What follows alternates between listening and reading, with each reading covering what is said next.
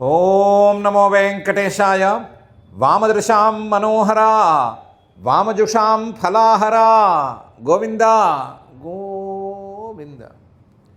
త్వమిహాసి పరత్ర చాత్మనా త్వము చైవాసి గుణాగుణాత్మనా త్వముతాసి శరీర ఆత్మనా త్వము చైకోసి సదా మమాత్మనా అని రాసలీలామిష దాసహేలాకృత భాసజాలావలి వాసకాలోత్స్ఫుడైన శ్రీనివాస పరమాత్మని భక్తిగా మనసులో భావించుకుంటూ శ్రీశుకుల వారు ఉపదేశం చేసిన శ్రీమద్భాగవత మహాగ్రంథం యొక్క అధ్యయన కార్యక్రమాన్ని మనం ప్రారంభించుకుందాము. యథాప్రకారం ప్రార్థనా శ్లోకాలను సంకల్పవాక్యాలను చదువుకుని కార్యక్రమానికి చేసుకోవాల్సిన మంగళాచరణం చేసుకుందాం. శ్రీ గణేశ ప్రార్థన. ఏ త్వామ సంపూజ్య గణేశ నూనం వాంఛంతి మూఢా విహితార్థసిద్ధిం తేవ కష్టాననుభూయురిత్థం జ్ఞాతో మయా తే సకలః ప్రభావః. శ్రీ గురు ప్రార్థన. గురుర్బ్రహ్మా గురుర్విష్ణుః గురుర్దేవో మహేశ్వరః గురుః సాక్షాత్ పరం బ్రహ్మ తస్మై శ్రీ గురవే నమః. శ్రీనివాస ప్రార్థన. తపస్యావ్రత తృప్తాయ తపస్యా ముఖ్యరూపిణే తపస్యమాసే పూజ్యాయ శ్రీనివాసాయ తే నమః. అథ సంకల్పః అస్మాకం ఉపాత్త సమస్త దురిత క్షయ ద్వారా బుద్ధిశుద్ధ్యర్థం విద్యాభివృద్ధ్యర్థం భక్తిజ్ఞానవైరాగ్యాది తదనుకూల సర్వసంపత్సమృద్ధ్యర్థం శ్రీపరమేశ్వర ప్రీత్యర్థం శ్రీమద్భాగవత పాఠం కరిష్యామహే. అస్య శ్రీమద్భాగవత స్తోత్ర మహామంత్రస్య నారద ఋషి బృహతి ఛందః శ్రీకృష్ణ పరమాత్మా దేవత బ్రహ్మబీజం భక్తిశక్తి జ్ఞానవైరాగ్యే కీలకం అస్మాకం శ్రీమద్భగవత్ప్రసాద సిద్ధ్యర్థే పాఠే వినియోగః ధ్యానం నారాయణాగమ విచారపరా భవంతః వ్యాసప్రసూతశుకభాషితమాచరంతః హాన్యాదివర్జిత నిజాత్మ విభూతిమంతః యాగం సమాచరత భాగవతం పఠంతః. శ్రీ గురుభ్యో నమః. ఇంతవరకు 24, 25, 26, 27 ఈ 4 అధ్యాయాల్లోనూ గోవర్ధనాచలోద్ధరణం అనేటువంటి ఘట్టాన్ని చెప్పారు. 28వ అధ్యాయంలో నందుణ్ణి వరుణుడి భటులు తీసుకువెళ్ళటము, ఈయన శ్రీకృష్ణుడు వెళ్ళి తన యొక్క తండ్రి గారైన నందుని వెనక్కి తీసుకురావటము, ఆయనకి అలాగే గోకులంలో ఉండేటువంటి మిగతా వాళ్ళకి బ్రహ్మహృదంలో ముంచేసి బ్రహ్మ పరిచయాన్ని ఏర్పరచడము, పరమాత్మ పరిచయాన్ని ఏర్పరచడము అనేటువంటి అంశాలను చెప్పారు. ఇప్పటికీ 5 అధ్యాయాలు గడిచినాయి. ఈ 5 అధ్యాయాల తర్వాత 29వ అధ్యాయంలో రాసలీల అనే ఘట్టాన్ని ప్రారంభించబోతున్నారు. ఈ 5 అధ్యాయాల్లో ఏం జరిగింది, ఇందులో ఏం ప్రారంభించబోతున్నారు అనే సంగతి చూసుకుంటే అసలు శ్రీశుకుల వారి యొక్క తాత్పర్యం, ఈ ఉపదేశం చేసేటువంటి శ్రీశుకుల వారి యొక్క తాత్పర్యం కొంచెం స్పష్టంగా బోధపడుతుంది. 24వ అధ్యాయంలో ఏం చేశారు, గోవర్ధనాచలోద్ధరణం అనే ఘట్టంలో మొదటి అధ్యాయంలో ఏం చెప్పారు అంటే, నందురు మొదలైన వాళ్ళందరూ ఏదో ఇంద్రయాగం చేయబోతుంటే శ్రీకృష్ణుడు ఏమీ తెలియనట్లుగా ఏం చేస్తున్నారని అడగటము, అడిగితే దానికి వాళ్ళు సమాధానం చెప్పటము, సమాధానం చెప్తే అట్లా కాదు, నా అభిప్రాయం వేరుగా ఉంది అని ఈయన తన సొంత మాటలు చెప్పటము అనే అంశం మొదట్లో ఉంది. ఏం చెప్పాడు ఆయన సొంత మాటలు అంటే, కర్మ సిద్ధాంతం పరమ సిద్ధాంతం అని చెప్పాడు. కర్మ సిద్ధాంతం అంటే మనం వాడుకలో వాడే కర్మ సిద్ధాంతం అనే పదం కాదు. కర్మ సిద్ధాంతంలో కర్మకి ప్రాధాన్యం ఎక్కువ. కర్మ అంటే స్వధర్మం, స్వధర్మానికి ప్రాధాన్యం ఎక్కువ. స్వధర్మం అనేటువంటి అంశంలో వేరే ఏ అంశాలు కలిసి ఉండవు. ఎవరికి వారికి స్వధర్మం, ఇలా ఇది స్వధర్మం, ఇది స్వధర్మం అని తేలి ఉంటుంది. ఆ తేలిన స్వధర్మంలో మిగతా అంశాలు ఉండవు. చివరికి దేవతాంశాలు కూడా అందులోకి చేరవు. కర్మ సిద్ధాంతంలో కేవలం వాళ్ళకి విహితమైన కర్మలను చేసుకోవటమే. అందులో ఎవరెవరికి ఏ ఏ కర్మలు విహితం అంటే దానికి మళ్ళీ గుణ సిద్ధాంతాన్ని తీసుకొచ్చి వాళ్ళ గుణాలను బట్టి కర్మలు విహితం అని చెప్పి ఈ త్రైగుణ్యాన్ని కర్మ సిద్ధాంతాన్ని కలుపుకొని మాట్లాడుకోవటం, అందులో వేరే అంశాలను చేర్చుకోకపోవటం. ఫలితాన్ని చేర్చుకోకపోవటం ఉంది, కర్తృత్వాన్ని చేర్చుకోకపోవటం ఉంది. దాంతోపాటు చివరికి దేవతాంశాన్ని కూడా చేర్చుకోనక్కర్లేదు. దేవతాంశాన్ని చేర్చుకోకపోయినా సరే కర్మ, ఎవరు చేయవలసినటువంటి కర్మ వారికి అలాగే సంప్రాప్తంగా ఉంటుంది అనేటువంటి అంశాన్ని ప్రధానంగా చెప్పారు. అలా చేసినప్పుడే ఆ కర్మల తాలూకు విలువ పెరుగుతుంది అనే విషయాన్ని కూడా సూచనప్రాయంగా వెల్లడించారు. దాని తర్వాత చెప్పినటువంటి అంశాలు కర్మ సిద్ధాంతంలో ఆ కర్మకు ఉపయోగించేటువంటి సాధనాలను గౌరవించుకోవటం అనేటువంటిది అతి ప్రధానం. ఈ కర్మ సిద్ధాంతం అనే దాన్ని కొంచెం విస్తృతంగా తీసుకున్నా సరే మనం లౌకికంగా రోజువారీ వాడుకునేటువంటి పదార్థాలను కూడా గౌరవించుకోవటం అనేది అతి ప్రధానం. దాన్ని సరిది చెప్పుకోవాలి అంటే లౌకిక వైదిక కర్మలకు వాడేటువంటి సాధనాలను గౌరవించుకోవటం. ఆ గౌరవించుకోవటం అనేది క్రమక్రమంగా పెరిగితే బ్రహ్మార్పణం బ్రహ్మావి బ్రహ్మాగ్నౌ బ్రహ్మణాహుతం అవుతుంది అనేది తర్వాతి మాట. అసలు గౌరవించుకోవటం అనేది ప్రధానం. అందువల్ల మనం నిత్యం వాడుకునేటువంటి గోవుల్ని, అలాగే గోవర్ధనగిరిని, మనం నిత్యం వాడుకునేటువంటి బ్రాహ్మణులని, వీళ్ళని మనం పూజించుకోవాలి. ఈ గో విప్ర అద్రి యాగ అనే దాన్ని చేయాలి అని ఆయన చెప్పారు. నిత్యము గోవులకి సంరక్షకులుగా మనం గోవులనే వాడుకుంటున్నాం, వాటి పాలనే పితుక్కుంటున్నాము, వాటి పెరిగే తాగుతున్నాం, అన్నీ వాటికి సంబంధించినవే వాడుకుంటున్నాం. కాబట్టి గోవులను మనం గౌరవించుకోవాలి. ఈ గోవుల్ని ఆ గోవర్ధన పర్వతం మీదకే తీసుకెళ్తున్నాం కాబట్టి ఆ గోవర్ధన పర్వతాన్ని గౌరవించుకోవాలి. అలాగే బ్రాహ్మణులు లేనిదే, విప్రులు లేనిదే మనకు ఒక్క అడుగు కూడా ముందుకు పడదు కాబట్టి విప్రుల్ని గౌరవించుకోవాలి అని సాధన గౌరవం అనేటువంటి అంశాన్ని ఈయన తెర మీదకి తీసుకొచ్చారు. ఆ తర్వాత యాగం జరగటం, ఇవన్నీ క్రమక్రమంగా జరిగినవే. కాబట్టి కర్మ సిద్ధాంతం కర్మోపయుక్తమైన సాధనాలను గౌరవించుకోవటం అనేటువంటి అంశాలని ఈ 24వ అధ్యాయంలో ప్రధానంగా శ్రీకృష్ణుడు కానీ శ్రీ శుకుల వారు కానీ చక్కగా చెప్పారు. 25వ అధ్యాయం వచ్చేసరికి గోవర్ధనాచల ఉద్ధరణం అనేటువంటి అధ్యాయం. ఈ అధ్యాయంలో ఇంద్రుడికి కోపం రావటం, కోపం వచ్చి వర్షం బలంగా కురిసేటట్లు చేయటం, ఆ వర్షాన్ని ధాటికి వీళ్ళందరూ తట్టుకోలేకపోవటం, అప్పుడు అందరూ ఆయన్ని శరణు జొచ్చితే ఆయన చాలా వాళ్ళ మీద దయతో ఒక పర్వతాన్ని లీలగా లేపి పైకెత్తి అరచేతిలోనో లేదా చిటికిన వేల మీదో నిలబెట్టి వాళ్లకు ఆశ్రయాన్ని కల్పించటం అనేటువంటి అంశం ఉంది. ఈ గోవర్ధనాచలోద్ధరణం అనేది ఇందులో వచ్చింది. ఇక్కడ ఒక చిన్న ప్రశ్న మనం వేసుకోవాలి. గోవర్ధనాచలోద్ధరణం అనేది ఎందుకు చేయటం? ఆయన సర్వసమర్థుడైతే, అన్ని రకాల సామర్థ్యము ఉంటే వర్షాన్ని ఆపేయచ్చుగా. ఇంద్రుడి కంటే పై స్థాయి వాడైతే వర్షాన్ని ఆపేసేసి అసలు మబ్బులు కానీ మరొకటి కానీ పని చేయకుండా ఇంద్రుడి యొక్క సామర్థ్యం పనికి రాకుండా చేసేయచ్చు కదా. వీళ్ళని సంరక్షించాలంటే వర్షాన్నే ఆపగలిగి ఉండగా ఎందుకు ఈయన పర్వతాన్ని పైకెత్తి చూపించటం అనేది ప్రశ్న వేసుకోవాలి. దానికి సమాధానం మనం రాబట్టుకోవటం కోసమే ఈ గోవర్ధనాచలోద్ధరణ ఘట్టం అనే సంగతి అని కూడా అర్థమవుతోంది. ఏమిటి ఇందులో తాత్పర్యం అంటే, భగవంతుడు ఉండి ఆయన పని చేస్తే సరిపోదు, ఆయన చేసిన పని, ఆయన యొక్క సామర్థ్యం అంటే భగవత్ తత్వం అనేది కొంతమేరకైనా సరే అందరికీ బోధపడాలి. బోధపడినప్పుడే ఎక్కువ ఫలితం ఉంటుంది. కాబట్టి ప్రతి వాళ్ళు ఇలా జరుగుతోంది కాబట్టి ఇది భగవంతుడి యొక్క అనుగ్రహం అవుతుంది అని ఊహించుకునే శక్తితో ఏమి ఉండరు. కాబట్టి కొంతమందికి సాక్షాత్తుగా చూపించవలసి ఉంటుంది. అలా చూపించడానికి వీలుగా ఈ గోవర్ధనాచలోద్ధరణం చూపించి భగవంతుడు సర్వసమర్థుడు, అవసరమైతే ఒక కొండనైనా లేపి నిలబెట్టి అందరికీ రక్షణ కల్పిస్తాడే తప్ప భగవంతుణ్ణి ఆశ్రయించిన వారికి రక్షణ లేకుండా ఉండదు అనేటువంటి అంశాన్ని ఆయన తెలియచెప్పాడు. ఇది ఒక కోణం. మరొక కోణంలోంచి చూసుకుంటే లోకవత్తు లీలా కైవల్యం అని బ్రహ్మసూత్రాల్లో ఒక సూత్రం.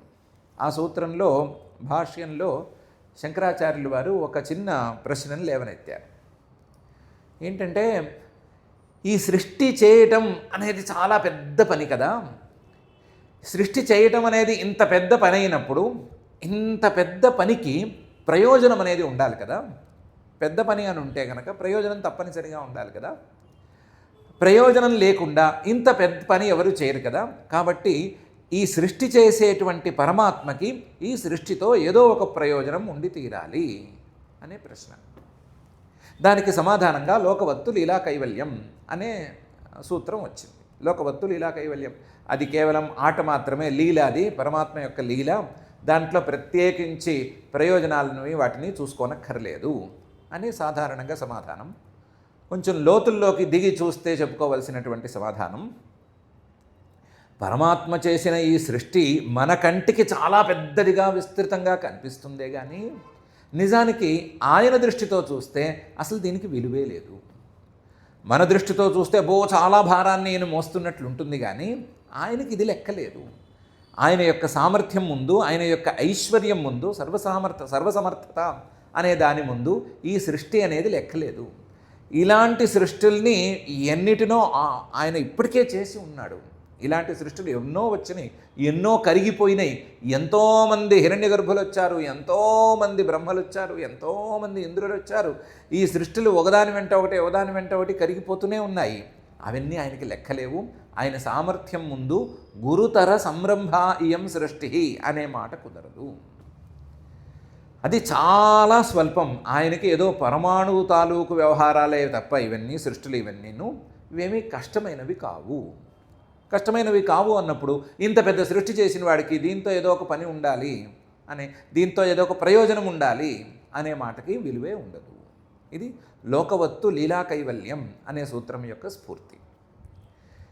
ఇలా గనక ఆలోచిస్తే మిగతా వాళ్ళ దృష్టితో చూసినప్పుడు ఒక కొండను ఎత్తడం అనేది చాలా పెద్ద పనే, కానీ పరమాత్మ యొక్క సామర్థ్యం దృష్టితో చూసినప్పుడు ఈ కొండ ఎత్తడం అనేది పెద్ద పని కాదు. మిగతా వాళ్ళ దృష్టిని మనం ఉంచుకోవడానికి వీల్లేదు, పరమాత్మ దృష్టితో దాన్ని చూడాలి అనే విషయాన్ని ఆయన స్పష్టంగా చూపించాడు. గోవర్ధనాచలోద్ధరణం ద్వారా ఈ అంశాన్ని చూపించాడు. చూసేవాళ్ళకి కానీ వినే మనలాంటి వాళ్ళకి కానీ చూపించాడు. దీని ద్వారా ఏం చేశాడు, కేవలం ఈ పర్వతమే కాదు, పరమాత్మగా సృష్టి మొత్తాన్ని భరించగలిగినటువంటి సామర్థ్యం, అందులోనూ బరువే అనుకోకుండా భరించగలిగినటువంటి సామర్థ్యం నాకు ఉంది. సర్వసమర్థత పరమాత్మ యొక్క గుణాల్లో లేదా పరమాత్మ యొక్క లక్షణాల్లో అతి ప్రధానమైనటువంటి సర్వసమర్థత అనేది ఉంది అని ఒక ఉదాహరణ చూపించాడు. ఉదాహరణని సృష్టి అనే ఉదాహరణ చూపిస్తే సృష్టి అనేది మనకు సరిగ్గా అర్థం కాదు కదా, అందుకని మనకు కనిపించే మనకు అర్థమయ్యేటువంటి ఉదాహరణగా ఒక పర్వతాన్ని ఎత్తి చూపించాడు. మన దృష్టిలో పర్వతాన్ని ఎత్తడం అసంభవం కాబట్టి ఆ అసంభవమైన పనిని చూపించి ఇలాంటి అసంభవమైన పనులు ఎన్నైనా నేను చేయగలను అనేటువంటి ఒక సందేశాన్ని పాఠకులకి అలాగే అక్కడ చూపరులకి ఇద్దరికీ సమానంగా ఇచ్చాడు. కాబట్టి గోవర్ధనాచలోద్ధరణ ఘట్టాన్ని లోకవత్తు లీలా కైవల్యంతో గనక మనం సరిగ్గా బేరీజు వేసుకొని చూసుకుంటే పరమాత్మకు ఈ సృష్టి కానీ సృష్టిలో ఉండేటువంటి అంశాలు కానీ ఏవీ భారం కావు. ఆయనకి ఇది లెక్కలేదు. ఆయన సర్వసమర్థుడు, సర్వైశ్వర్య సంపన్నుడు అనేటువంటి సందేశం చాలా స్పష్టంగా మనకు అందుతుంది. అయితే ఆయన సర్వసమర్థుడైతే సర్వైశ్వర్య సంపన్నుడైతే మనకేంటి అనే ప్రశ్న వస్తుంది. దానికి జాగ్రత్తగా అక్కడే సమాధానం చెప్పారు. ఆయన సర్వైశ్వర్య సంపన్నుడు అని మాత్రమే చెప్పి ఊరుకోవటం లేదు, ఆయన ఆనంద స్వరూపుడు అని సందర్భం వచ్చిన ప్రతిసారి చెప్తూనే ఉన్నాము. ప్రసక్తి వచ్చిన ప్రతిసారి ఈ మాట చెప్పకుండా ఉండటం లేదు. ఇక్కడ కూడా ప్రసక్తి వచ్చింది కాబట్టి తప్పనిసరిగా చెప్తున్నాము. సర్వైశ్వర్య సంపన్నుడైన ఆయన ఆనంద స్వరూపుడు ఆయన కాబట్టే ఆయన్ని వారం రోజుల పాటు ఈ గోపాలకులు వీళ్ళందరూ కేవలం చూస్తూ ఉండిపోయారంతేను. వాళ్ళకి ఆకలి దప్పుకెళ్ళలేవు, బాధ లేదు, మరొక భావం లేదు, ఏమీ లేదు. కేవలం ఆయన్ని చూస్తూ తృప్తి చెందారు అని చెప్పారు. దీనివల్ల ఏమొచ్చింది అంటే ఆయన అఖండానంద స్వరూపుడైనటువంటి ఆయన్ని చూడటం, ఆయన్ని సాక్షాత్కరింపజేసుకోవటం లేదా ఆయన్ని ప్రత్యక్షంగా చూడటం అనేది జరిగితే పురుషార్థ సిద్ధి అనేది కలుగుతుంది. మామూలుగా పురుషార్థ సిద్ధి అనేది మనకి ఎలా అవుతుంది, రోజువారీ మనం తిన్నామా, పడుకున్నామా, విశ్రాంతి తీసుకున్నామా, చిన్న చిన్న కష్టాలు ఏమైనా వస్తే వాటిని దూరం చేసుకున్నామా అనే తీరులో కదా మనం పురుషార్థాలని ఆలోచించేది. మనం సాధించవలసింది ఏముంది, ఇందే కదా.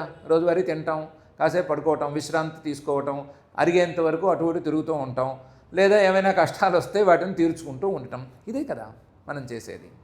వాటితో సంబంధం లేకుండా వాటికంటే పై స్థాయిలో ఉండేటువంటి పురుషార్థం అనేది కుదురుతుంది. అది కేవలం సర్వైశ్వర్య సంపన్నుడైనటువంటి పరమాత్మను చూడటంతోనే కుదురుతుంది, వేరే రకంగా కుదరదు. ఇది పరమాత్మ యొక్క సర్వైశ్వర్యానికి అలాగే మనకు ఉండేటువంటి సంబంధం అనే విషయాన్ని అక్కడే తెలియచెప్పారు. అంటే పరమాత్మ సర్వైశ్వర్య సంపన్నుడు మాత్రమే కాదు, అఖండానంద స్వరూపుడు కూడా. ఆ అఖండానంద స్వరూపుడైనటువంటి పరమాత్మను చూడటం వస్తే మనకుండే ఈ ఆకలి దప్పికలు వీటికి అసలు విలువ అనేదే రాదు. ఆ సందర్భంలో వాటికి విలువే రాదు. యోషనాయా పిపాసే శోకం మోహం జరాం మృత్యుమత్యే త్యేషత ఆత్మాంతర్యామ్యమృత అనే ఉపనిషద్వాక్యాల ప్రకారం ఆయన ఉంటాడు అనేటువంటి విషయాన్ని ఆ అధ్యాయంలో 25వ అధ్యాయంలో చెప్పారు.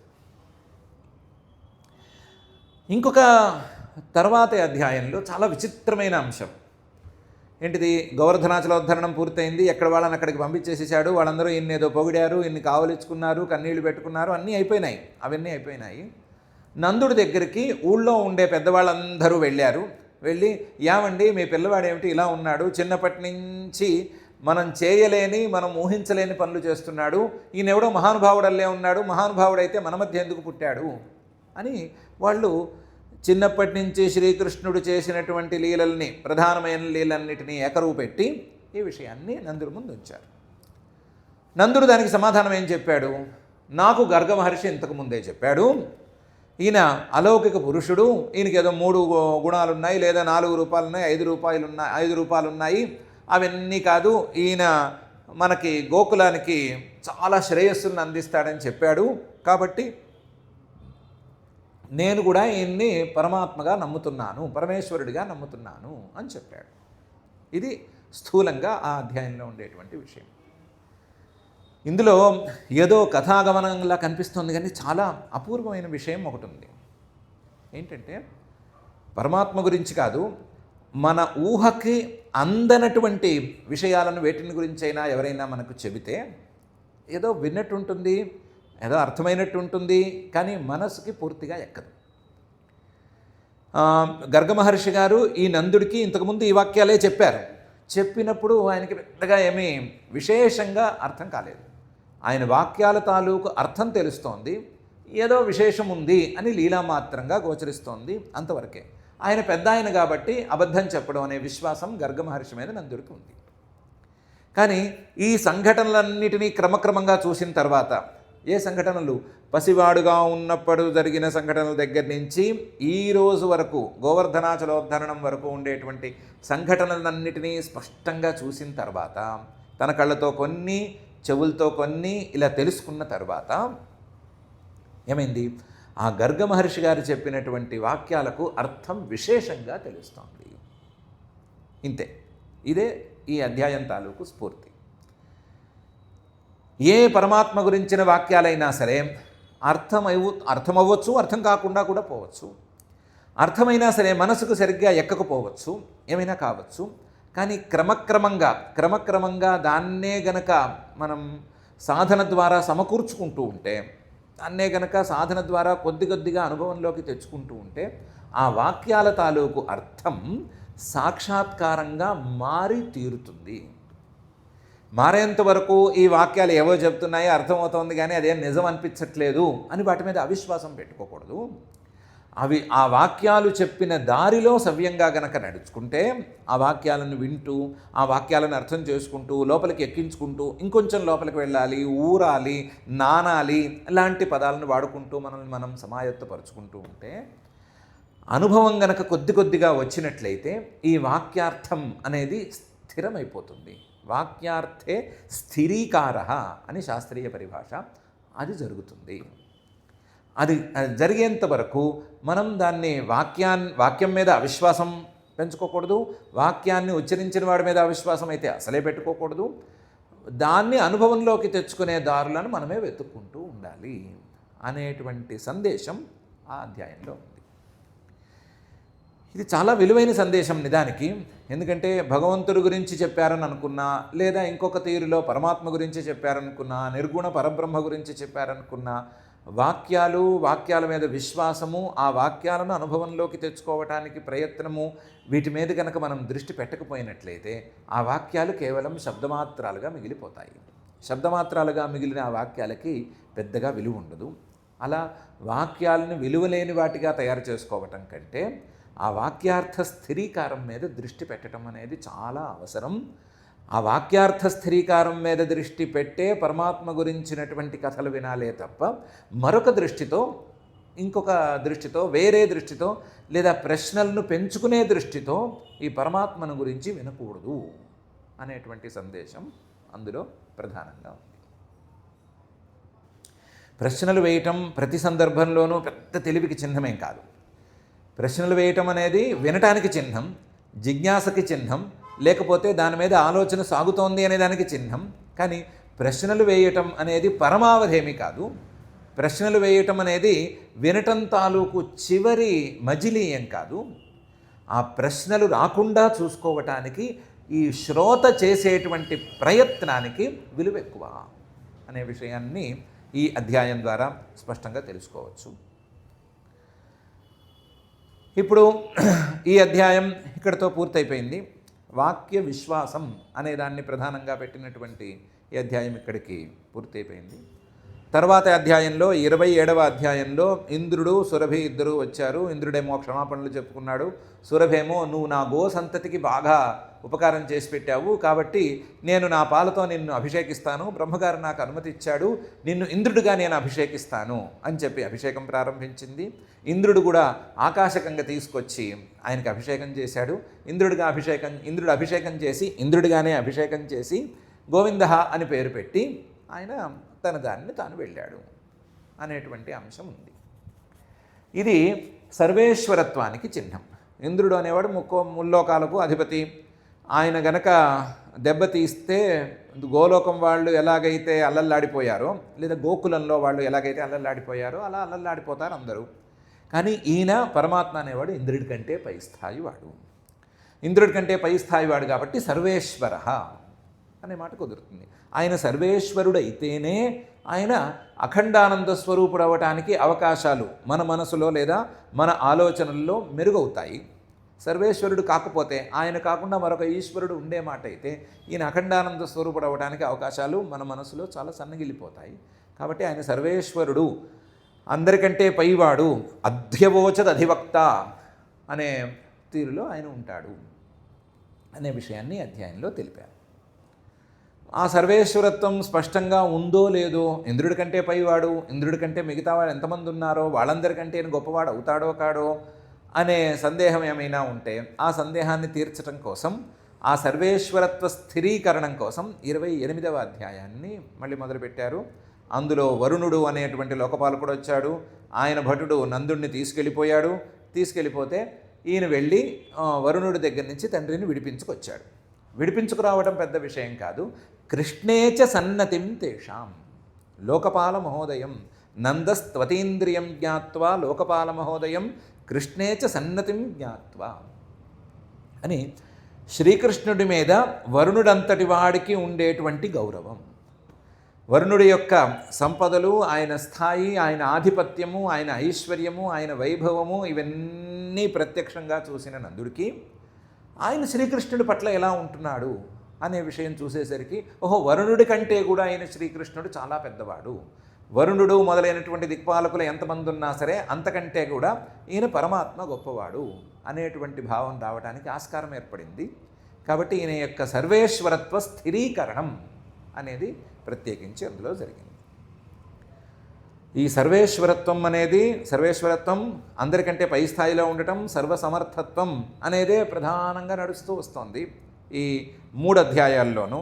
25, 26, 27, 28లో కూడా ఈ సర్వేశ్వరత్వం అనే దాని మీదే వేరువేరు కోణాల్లో నడుస్తూ వస్తోంది. ఈ సర్వేశ్వరత్వ స్థిరీకరణం జరిగిన తర్వాత, సర్వేశ్వరుడే పరమాత్మ అఖండానంద స్వరూపుడు అవ్వడానికి ఆయనకు అవకాశాలు ఎక్కువ ఉన్నాయి అనే స్థిరీకరణం జరిగిన తర్వాత ఆ అఖండానందం తాలూకు రుచిని చూపించడానికి ఈయన తన వాళ్ళందరినీ బ్రహ్మహృదంలో ముంచేసి వాళ్ళందరికీ అఖండానంద తాలూకు చిన్న చిన్న రుచుల్ని లేదా ఉదాహరణలుగా వాళ్ళకి అందించి చూపించాడు అనేటువంటి అంశం ఉంది. అంటే సర్వేశ్వరుడు అఖండానంద స్వరూపుడు అయినటువంటి పరమాత్మ తన యొక్క ఆనందాన్ని గనక రుచి చూపిస్తే, అఖండానంద స్వరూపంగా తనకున్నటువంటి స్వరూపం తాలూకు రుచిని చూపిస్తే దాని మీద జనాలు ఆకర్షితులవుతారు. రుచిని చూపిస్తే అనే దానికి కూడా చాలా షరతులు ఉన్నాయి, చాలా కండిషన్స్ ఉన్నాయి. ఏంటి? వాళ్ళకి ఆ తన్ముఖత, తత్పరత అనేది రావాలి. ఎవరికైతే రుచి చూపించాలో పరమాత్మ, వాళ్ళకి ఆ తత్పరత అనేది కొద్దిగానైనా ఉండాలి, కనీస స్థాయిలోనైనా ఉండాలి. నందుడు చాలా కష్టపడి దాన్ని సాధించుకున్నాడు. గరుగ మహర్షి వాక్యాలు, తాను చూసుకున్న విషయాలు, వీటన్నింటినీ సరిగ్గా సమన్వయం చేసుకుని సాధించుకున్నాడు. మిగతా వాళ్ళు నందుడి వాక్యంతో ఈయన పరమేశ్వరుడు కదా, ఏషవశ్రేయ ఆధాస్యత్, మనందరికీ కూడా ఏమైనా మోక్షగతిని అందిస్తాడా అని వాళ్ళు కూడా తన్ముఖంగా కొద్దిగానైనా తయారయ్యారు. మొత్తం తన్ముఖంగా తత్పరంగా మారిపోయారు అని మనం చెప్పకూడదు, చెప్పలేము కూడా కదా. కొద్దిగానైనా తయారయ్యారు. కొద్దిగా తయారైన వాళ్ళకి ఈయన రుచి చూపించి, తన అఖండానందం తాలూకు రుచిని చూపించి, ఆ అఖండానందంలో వాళ్ళు నిలబడిపోయేటట్లుగానో, లేదా అఖండానందంలో నిలబడే స్థాయి రాకపోయినా సరే దానికోసం వాళ్ళు తహతహలాడుతూ అలా అలా అలా వెళ్ళిపోయేటట్లుగానో కొంత దారి ఏర్పరిచాడు. ఇది చాలా ప్రధానమైనటువంటి అంశం.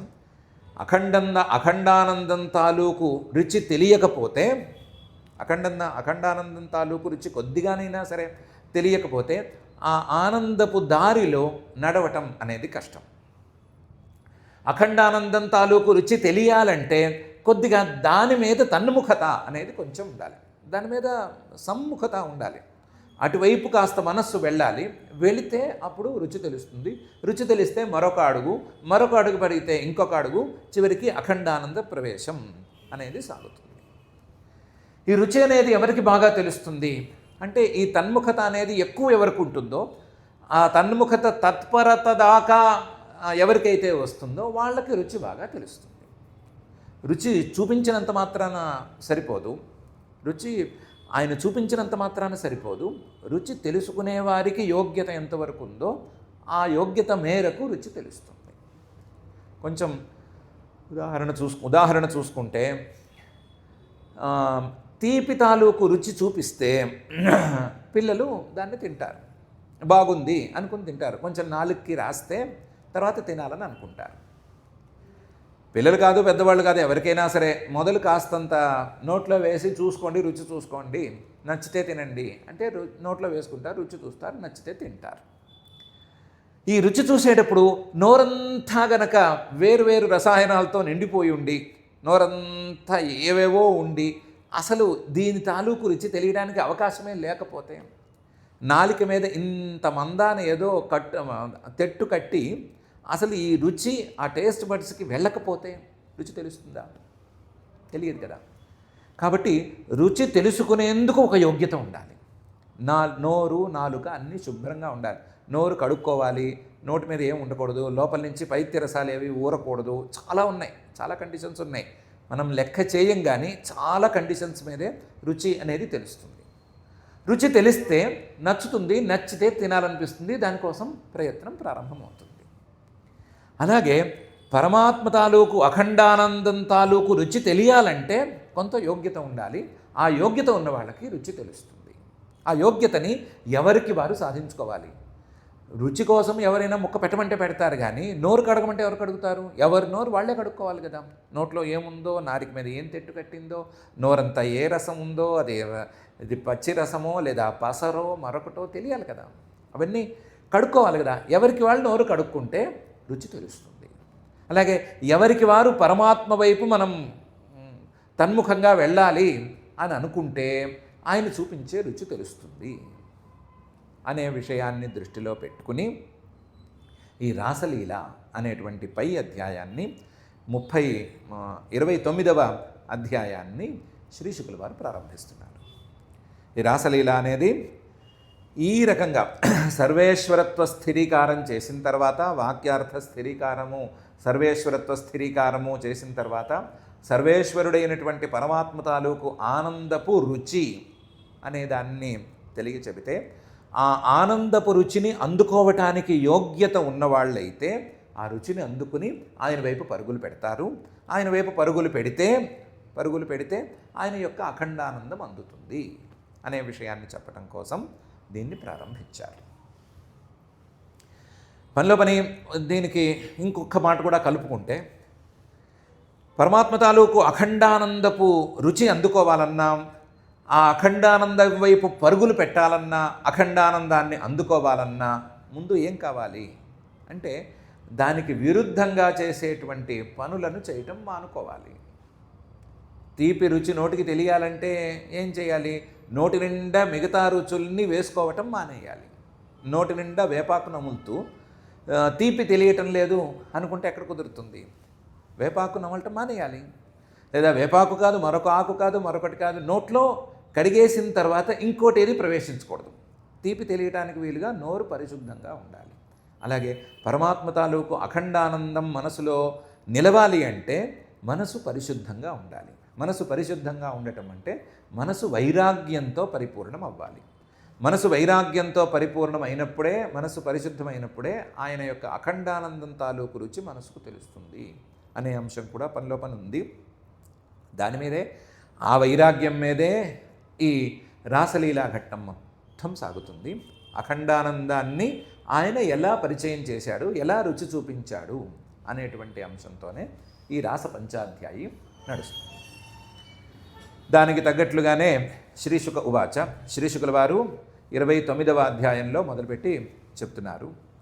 భగవానపి తారాత్రీ శరదోత్ఫుల్లమల్లికా వీక్ష్య రంతుం మనశ్చక్రే యోగమాయాముపాశ్రిత అని ప్రారంభించి, భగవానపి భగవంతుడు కూడా తారాత్రీ, కొన్ని రాత్రులు వచ్చినాయి. ఆ రాత్రులు వచ్చేసరికి మల్లికా శరత్కాలపు రాత్రులవి.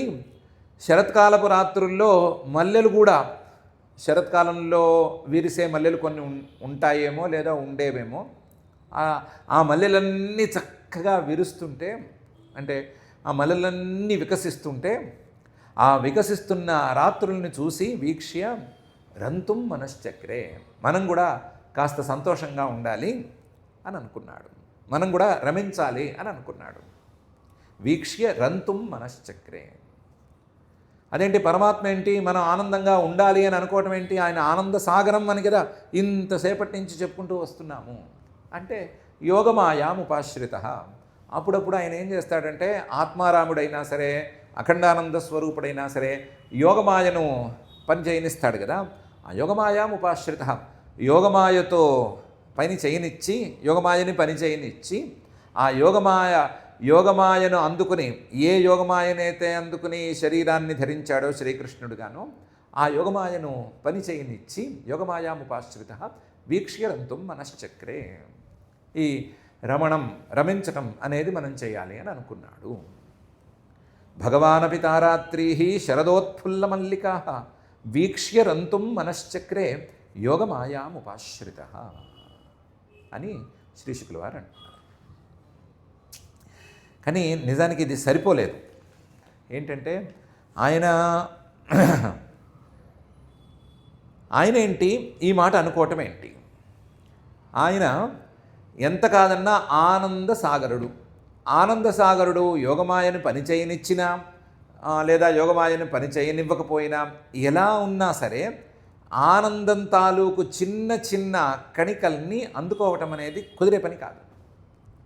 ఆయన ఆనంద సాగరుడైతే గనక ఆనంద సాగరానికి ఆనంద బిందువుల అవసరం లేదు.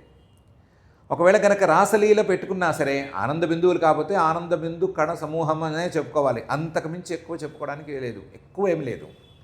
మరి అలాంటప్పుడు ఆయన వీక్ష్య రంతుం మనశ్చక్రే అనేది ఎలా కుదురుతుంది? ఆయనకి ఈ లౌకిక ఆనందాలతో పనేముంది అనేది ఇంకా ప్రశ్న అలాగే మిగిలిపోతుంది.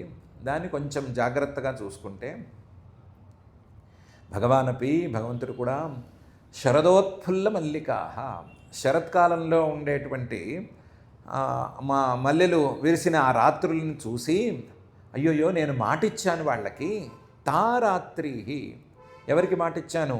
నేను వస్త్రాపహరణం చేసినప్పుడు ఆడపిల్లలందరికీ మాటిచ్చాను, యాతాబలా వ్రజం సిద్ధా మయేమా రంస్యథక్షపాహ అని మాటిచ్చాను వాళ్ళకి. ఇంకా ఎంతకాలం ఈ బృందావనంలోనూ ఇక్కడ కూర్చుంటాము, మన ఇది పైన చాలా పనులు ఉన్నాయి, తొందరగా ఈ పనులన్నీ పూర్తి చేసి వీళ్ళకి ఇచ్చిన మాటలన్నీ పూర్తి చేసి పై పనులకు వెళ్ళాలి. ఇది హడావిడిగా చేయవలసిన పనులన్నీను ఏది ఒక దాంట్లో కూర్చుని నిదానంగా చేసుకుంటే అవ్వదు. కాబట్టి మనం ఈ వాళ్ళకి ఇచ్చిన మాటను నెరవేర్చటం మంచిది అని అనుకుని తారాత్రి, ఎలాంటి రాత్రులంటే తారాత్రి తర్వాత చూద్దాము, వాళ్ళకిచ్చిన మాటను మనం నిలబెట్టాలి, ఆ నిలబెట్టడం కోసం పనిచేయాలి అని అనుకుని వీక్ష్య దాన్ని ఆలోచించుకుని రంతుం మనశ్చక్రే, వాళ్ళతో కొంత సమయం గడపటానికి ఒక నిర్ణయం తీసుకున్నాడు, మనసులో నిర్ణయం తీసుకున్నాడు. అందులోనూ వాళ్ళకి మాట ఎందుకు ఇచ్చాడు, వాళ్ళతో సమయం గడపటానికి ఎందుకు నిర్ణయం తీసుకుంటున్నాడు అంటే యోగమాయా ఉపాశ్రిత, యోగమాయా ఉపాశ్రిత అవన్నీ కాదు. వాళ్ళు ఆ ఆడపిల్లలు లేదా ఆ ఆడపిల్లల లాంటి వాళ్ళు ఇంకా చాలామంది ఉన్నారు గోకులంలోనూ. వాళ్ళందరూ కూడా చిన్నప్పటి నుంచి ఈయన పుట్టిన క్షణం నుంచి కృష్ణ కృష్ణ కృష్ణ కృష్ణ అనుకుంటూనే ఉన్నారు. ఎప్పుడు పాట పాడినా సరే శ్రీకృష్ణుని మీదే పాట పాడుతున్నారు. ఏ సందర్భాన్ని లెక్క చేయట్లేదు. ఏ సందర్భంలోనైనా సరే బండెక్కి పదండి అంటే శ్రీకృష్ణుడి మీద పాటలు పాడుకుంటూ బండెక్కుతున్నారు. గోవర్ధనగిరికి ప్రదక్షిణం చేయండి మొర్రో అంటే శ్రీకృష్ణుడి గురించి పాటలు పాడుకుంటూనే ప్రదక్షిణం చేస్తున్నారు తప్ప వారు వేరే పని పెట్టుకోలేదు. శ్రీకృష్ణ నామస్మరణ, శ్రీకృష్ణ రూపస్మరణ, ఆయన రూపాన్ని దర్శించాలి అని తహతహలాడటం, పొద్దునెప్పుడో వెళ్ళిపోయాడు ఇంకా రాలేడు అని బాధ పడుతూ ఉండటం, ఆయన్ని చూడాలి అని, ఆయన ఒక్కసారి మనల్ని చూస్తే చాలు అని తహతహలాడటం ఇదే పనిగా పెట్టుకున్నారు కాబట్టి వాళ్ళలో తత్పరత అనేది పక్వదశకు వచ్చింది. పక్వదశకు వస్తోంది, పక్వదశకు వచ్చింది, వస్తోంది, ఈ మధ్యలోనైనా ఉంది. కాబట్టి ఇలాంటి తత్పరత ఉన్న వాళ్ళకి, నోరు బాగా కడిగేసుకుని మంచి నీళ్లతో నోళ్ళు చక్కగా పుక్కిలించి ఉమ్మేసిన వాళ్ళకి, అసలే అవి ఇవి తినటం లాంటి అలవాటు లేని నోరు ఉన్న వాళ్ళకి, నోరు చక్కగా మంచినీళ్ళతో కడిగేసుకుని ఉన్న వాళ్ళకి ఈ అఖండానందం తాలూకు రుచి కొంచెం చూపిస్తే వాళ్ళు దాని మీద నిలబడిపోతారు. వీళ్ళు మళ్ళీ ఎక్కువసేపు సమయం కూడా తీసుకోరు, ఇంకా ముందుకు వెళ్ళిపోతారు. కాబట్టి వీళ్ళకి రుచి చూపించవలసిన సమయం వచ్చింది. యోగాయ యా మా, యోగ అంటే జీవాత్మకి పరమాత్మకి కలిగేటువంటి ఒక సంబంధం, అభేద స్థితి. ఆ అభేద స్థితికి కావలసినటువంటి మా అంటే జ్ఞానం, అభేద స్థితికి కావలసినటువంటి జ్ఞానం, ఆ జ్ఞానం యా ఏదైతే ఉందో దాన్ని ఉపాశ్రిత, వీళ్ళకి ఎలాగైనా సరే ఆ జ్ఞానాన్ని కలిగించాలి. కాస్తంత జీవాత్మ పరమాత్మ సంబంధం అనేది కలిగితే ఎలా ఉంటుంది అనే విషయంలో చిన్న ఉదాహరణనైనా చూపించాలి. ఏంటి, కొంచెం లౌకికంగా కనిపించినా సరే ఉదాహరణ చూపించాలి అనేటువంటి ఉద్దేశ్యంతో తాభిరుపాశ్రిత, వీళ్ళందరూనేమో నన్ను పట్టుకుని వెళ్ళాడుతున్నారు, ఎంతకాలం ఇలాగే పట్టుకుని వెళ్ళాడుతూ ఉంటారు. పట్టుకుని వెళ్ళాడటం కాదు, నిలబడిపోవాలి, ఆనంద సాగరంలో మునిగిపోవాలి అనేటువంటి ఉద్దేశ్యంతో వాళ్ళ మీద అనుగ్రహంతో, ఎవరి మీద, వస్త్రాపహరణం చేయించుకున్నటువంటి ఆడపిల్లలు, అలాంటి స్త్రీలు ఎవరెవరైతే ఆయన పుట్టిన దగ్గర నుంచి కృష్ణ కృష్ణ కృష్ణ కృష్ణ కృష్ణ అనుకుంటూ ఉన్నారో వాళ్ళందరి మీద అనుగ్రహం చూపించడం కోసం వీక్ష్య వాళ్ళందరినీ దృష్టిలో పెట్టుకుని రంతుం మనశ్చక్రే, వాళ్ళతో సమయం గడపడానికి నిర్ణయించుకున్నాడు. తన కోసమైతే కానే కాదు, తనకు అక్కర్లేదు, వాళ్ళకి కావలసిన దానికోసం ఈ పని చేశాడు. భగవానపి తారాత్రీ శరదోత్ఫుల్లమల్లికా వీక్ష్య రంతుం మనశ్చక్రే యోగమాయాముపాశ్రిత అని శ్రీశుకుల వారు ఈ అర్థం కూడా వచ్చేటట్లు చెప్తున్నారు. ఇంకొక చిన్న అంశం ఉంది, దాని గురించి కూడా చెప్పుకోవాలి. తారాత్రి అంటే ఎలాంటి రాత్రులు అంటే తారకలే సిగ్గుపడిపోయి తమ ముఖాల్ని దాచుకున్నటువంటి రాత్రులు. తారాహ త్రపంతే లజ్జంతే ఇది తారాత్రి అని ఒక శబ్ద వ్యుత్పత్తి. తారకలు సిగ్గుపడి మొహం దాచుకున్నటువంటి రాత్రులు. అందులోనూ ఎలాంటి రాత్రులు? శరదోత్ఫుల్ల మల్లికాహ, బాగా శరత్కాలపు రాత్రులు. తారకలు సిగ్గుపడి మొహం దాచుకునే రాత్రులు ఏమవ్వాలి? నిండు చంద్రుడు చక్కగా వెలిగేటువంటి రాత్రులు అవ్వాలి. అంటే సుమారుగా శుద్ధ త్రయోదశి, ఏ శరత్కాలంలో వచ్చేటువంటి శుద్ధ త్రయోదశి, చతుర్దశి, పూర్ణిమ, తర్వాత పాడ్యమి, విధియ లాంటి కొన్ని రాత్రులే అవ్వాలి. అందులోనూ పౌర్ణమి దాటిపోతే చంద్రోదయం లేట్ అయిపోతుంది, చంద్రోదయం ఆలస్యం అయిపోతుంది. కాబట్టి పౌర్ణమి దాటిన తర్వాత పెద్దగా విలువ లేదు. పౌర్ణమికి ముందు ఎక్కువ రాత్రులు దొరకాలి. ఈ రాత్రులు ఏమేమి రాత్రులు అవ్వచ్చు అనేది ఒక అధ్యయనం చేసుకోవాల్సినటువంటి అంశం. ఏమేమి రాత్రులు అవుతాయి అని అంటే, ఒక కథనం ప్రకారం ఈరోజు మనం చెప్పుకున్నటువంటి ఒక వరుస ఉంది కదా, ఏంటి? ఆయన గోవర్ధనాచలోద్ధరణానికి ముందు కర్మ సిద్ధాంతాన్ని నందాదులకి చెప్పటం, నందాదులు గోవర్ధన పర్వతానికి యాగం చేయటం, గో విప్రాద్రి యాగం అని వాళ్ళు చేయటం, తర్వాత ఈయన గోవర్ధనాచలోద్ధరణం, అక్కడి నుంచి నందుడు మిగతా వాళ్ళు మాట్లాడుకోవటం, నందుడు ద్వాదశిలో స్నానం చేయటం, ఈ వరుస ఉంది కదా. ఈ వరుస ప్రకారం చూస్తే ఈయన దీపావళి అమావాస్య రోజున ఈ గోకులంలో ఉండే వాళ్ళందరూ ఎందుకు హడావిడి పడుతున్నారు అనే ప్రశ్న వేశాడు. దీపావళి రోజు అంటే ఆశ్వయుజ బహుళ అమావాస్య, బహుళ అక్కర్లేదు, తెలుగు వాళ్ళకి అలవాటు అంతేను. ఆశ్వయుజ అమావాస్య రోజున ఆయన ఈ కర్మ సిద్ధాంత పరిచయం చేశాడు. కాబట్టి వాళ్ళు కార్తీక శుక్ల పాడ్యమి రోజున వాళ్ళు నందగోపాదులు గోవర్ధన యాగం చేశారు అనే మాట అనుకోవచ్చు. గోవర్ధన యాగం చేసి వాళ్ళు దాని చుట్టూ తిరిగి భోజనాలు చేసి సంతోషంగా గడిపారు. దాని తర్వాత వచ్చేటువంటి విధియ యమద్వితీయ అంటారు. ఆ రోజు భగినీ హస్త భోజనం ఉంటుంది. భగినీ హస్త భోజనం ఏదో జరిగింది, దాని గురించి భాగవతంలో ప్రస్తావన లేదు. ఆ తర్వాత ఇంద్రుడికి ఆ రోజే కోపం రావటం, వర్షం కురవటం.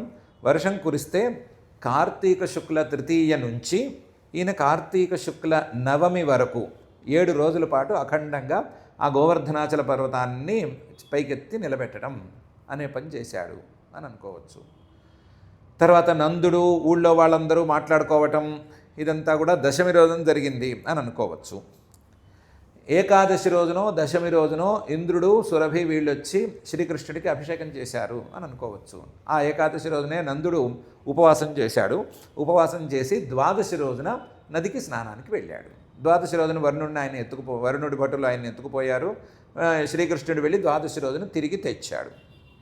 తెస్తే ద్వాదశి రోజునో త్రయోదశి రోజునో వీళ్ళందరూ మాట్లాడుకుని మమ్మల్ని కూడా ఉద్ధరిస్తాడా అని అనుకోవటం, ఇవన్నీ జరిగినాయి. త్రయోదశి, చతుర్దశి, పౌర్ణమి, ఈ 3 రోజుల్లో ఏదో ఒక రోజులో వీళ్ళందరినీ బ్రహ్మహృదంలో ముంచేశాడు అని చెప్పుకోవచ్చు. బ్రహ్మహృదంలో ముంచేశాడు అని అనుకుంటే అక్కడికి కార్తీక పౌర్ణమి దాదాపుగా పూర్తయిపోయింది. అంటే చంద్రుడు బాగా నిండుగా కనిపించేటువంటి రోజులు పూర్తయిపోయినాయి. కార్తీక పూర్ణమి పూర్తయిపోతే శరత్కాలంలో వచ్చే ప్రధాన పౌర్ణమి పూర్తయిపోయినట్లే. కాబట్టి శరదోత్ఫుల్ల మల్లికాహ తారాత్రి అంటే తారకలు సిగ్గుపడి మొహం దాచుకునేటువంటి రాత్రులు. అంటే ఆ సంవత్సరం దొరకటం లేదు.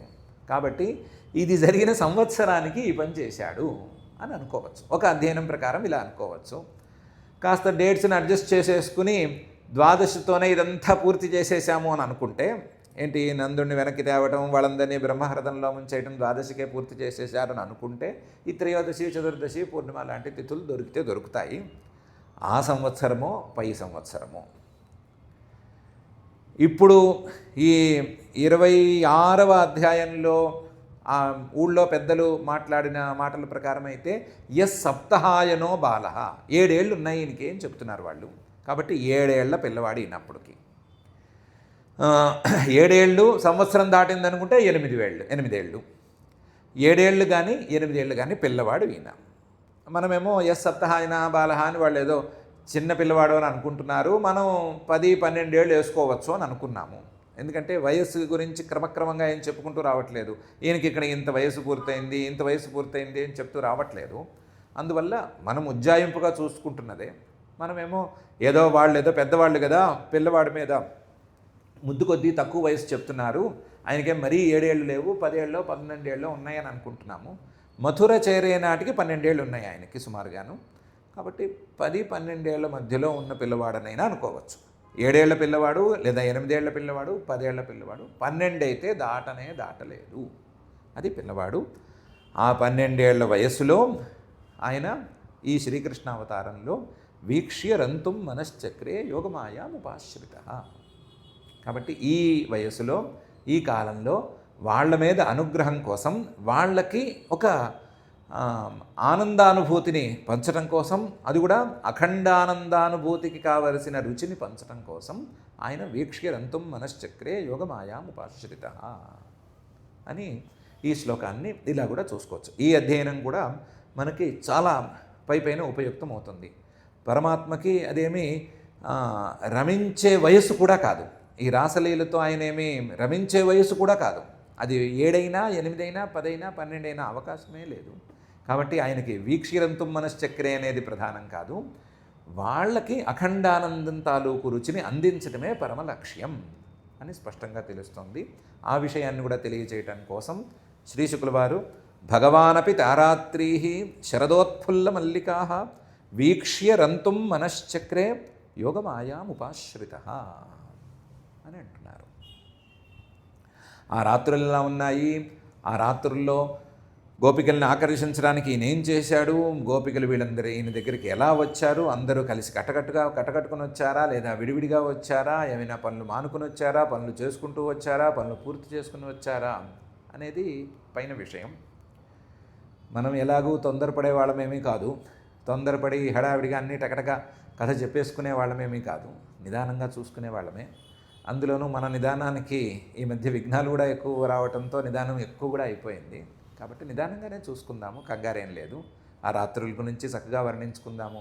వాళ్ళు ఇలా పరిగెత్తుకొచ్చారు అనే సంగతి కూడా సరిగ్గానే చూసుకుందాము. అన్నిటినీ జాగ్రత్తగానే వర్ణించుకుందాము. వర్ణన బాగానే సాగుతుంది, కానీ మన మనస్సుల్లో మాత్రం నోరు కడుక్కున్నట్లుగా మన మనస్సుల్ని కడుక్కునే తీరు ఏంటి అనే ఆలోచన చేసుకుందాము. మనం నోరు కడుక్కుంటేనే తీపి తెలుస్తుంది, రుచి తెలుస్తుంది. మన మనస్సును కడుక్కుంటేనే ఆ అఖండానందం తాలూకు రుచి మనకు తెలిసే అవకాశం ఉంటుంది. కాబట్టి అఖండానందం తాలూకు రుచి తెలిసేటట్లుగా మన మనస్సుల్ని మనం కడుక్కోవటం ఎట్లా అనే ఆలోచనని మన మనస్సుల్లోనే చేద్దాము. కడుక్కోవటం ఎట్లా అనే వేరే ఆలోచన చేసినా వేరే సమాధానం దొరకక్కర్లేదు. ఆ పరమాత్మ కథాశ్రవణంతోనూ, ఆ పరమాత్మ కథాశ్రవణాన్ని మనస్సు దాకా తెచ్చుకోవటంతోనూ, ఆ మనసు దాకా తెచ్చుకోవడంతో అనవసరమైన ప్రశ్నలు, అనవసరమైన ఆలోచనలు చేయకుండా అందులో ఉండేటువంటి ఆ స్ఫూర్తిని అందుకోవటంతోనూ చేయొచ్చు అనేటువంటి సమాధానం తెలుస్తూనే ఉంటుంది. కాబట్టి ఆ సమాధానం, ఆ తీరు, ఆ ఆలోచన, దీనివైపు మనం మనసుని మళ్ళించుకుని మన మనసుల్ని కడుక్కుని శుభ్రం చేసుకుని మనం కూడా ఆ అఖండానందం తాలూకు రుచిని ఆస్వాదించడానికి సమాయత్తమవుదాము. ఈ 2 పనులలోనూ మనకు సహకరించవలసిందిగా ఆ రాసలీలామిష దాసహేలాకృత భాసజాలావలివాసకాలోత్సవుడైనటువంటి శ్రీనివాస పరమాత్మని భక్తిగా మనం ప్రార్థించుకుని క్షమాప్రార్థనాదులను చెప్పుకుని ఈ రోజుకి ఈ రాసలీల ప్రారంభం లేదా రాసలీలోపోద్ఘాతం అనేటువంటి అంశాన్ని పూర్తి చేసుకుందాం. అథ క్షమా ప్రార్థనా యదక్షరపదభ్రష్టం మాత్రాహీనం చ యద్భవేత్ తత్సర్వం క్షమ్యతాం దేవ నారాయణ నమోస్తుతే. అథ భగవత్సమర్పణం కాయేన వాచా మనసేంద్రియైర్వా బుద్ధ్యాత్మనా వా ప్రకృతే స్వభావాత్ కరోమి యద్యత్ సకలం పరస్మై నారాయణాయేతి సమర్పయామి. అథ లోకక్షేమ ప్రార్థనా సర్వే భవంతు సుఖినః సర్వే సంతు నిరామయాః సర్వే భద్రాణి పశ్యంతు మా కశ్చిద్ దుఃఖభాగ్ భవేత్. అథ మంగళం శ్రియః కాంతాయ కళ్యాణ నిధయేర్థినాం. శ్రీవేంకటనివాసాయ శ్రీనివాసాయ మంగళం.